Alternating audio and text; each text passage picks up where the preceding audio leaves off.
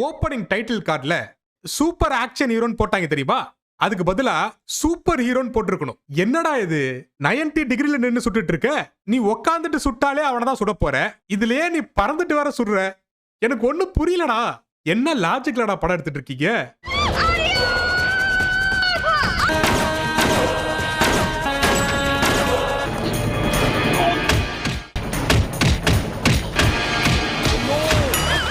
இவனுங்க ஷூட்டிங் போன இடம் எல்லாம் ஸ்விம்மிங் பூல், செப்டிக் டேங்க்னு நிறைய தண்ணியா இருந்திருக்கும் போல.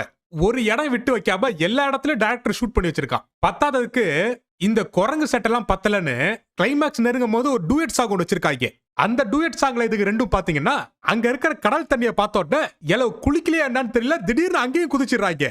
அதுக்குள்ள குதிச்சு கடலுக்குள்ள ஒரு டூயட் சாங் வச்சிருக்காங்க.